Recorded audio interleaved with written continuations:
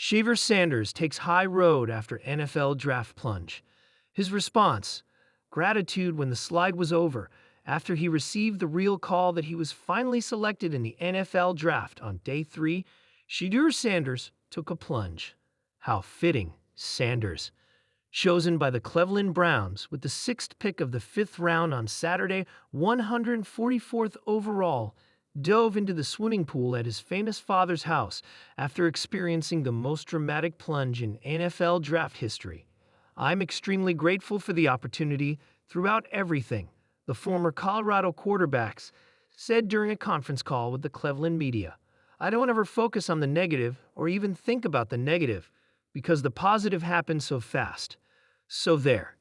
Sanders, pegged as a likely first-round pick when the draft began on Thursday night, took the high road in assessing the ebb and flow of his draft experience.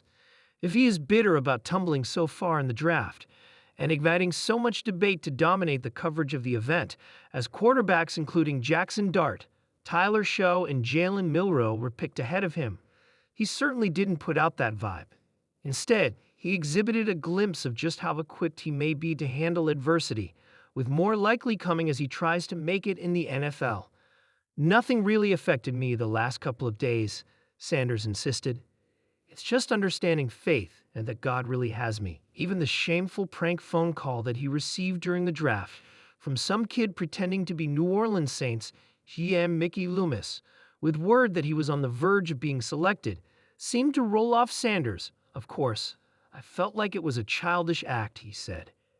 "Everybody does childish things here and there." On Thursday night, when his draft night party fizzled, Sanders told supporters that being bypassed in the first round should not have happened under any circumstance. Yet as the draft unfolded and one team after another passed on him multiple times, the son of Hall of Famer Deion Sanders apparently refused to wallow in any sort of self-pity. That's healthy. There's no reason to expend much energy on breaking down his draft slide. Not now. Now it's a matter of focusing on what he can control, like being prepared to absorb Coach Kevin Stefanski's offense, while others debate exactly why so many teams in a quarterback-needy league wanted no parts of a highly productive quarterback who last season passed for more than 4,000 yards and 37 touchdowns, while leading the NCAA with a 74% completion rate. Sanders was the 6th quarterback drafted and second one chosen by the Browns, who picked Dillon Gabriel from Oregon with a 3rd-round pick. Count me in the crowd who suspect that Sanders' plunge in the draft was hardly about football. Not when reports that knocked Sanders was arrogant intensified for weeks and rumblings about supper interviews with NFL teams snowballed. Of course, the decisions that each team makes in these cases. The New York Giants, who traded back into the first round to draft Dart from Ole Miss with the 25th pick, were reportedly split on their bottom-line assessment of Sanders as their prerogative. In time, there will be fodder for more debate about whether the same decision-makers who banked on since-discarded quarterback Daniel Jones got it right this time or blew it again.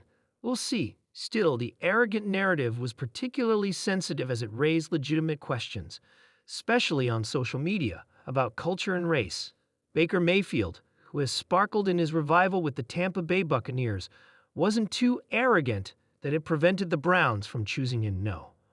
1 overall in 2018, 4 years after Cleveland took Johnny Manziel, another white quarterback cast as high-strung with the 22nd pick overall, of course. It's only conjecture to say that teams passed on Sanders because he rolls with gaudy jewelry and even checked his designer watch during TD celebrations in the midst of games.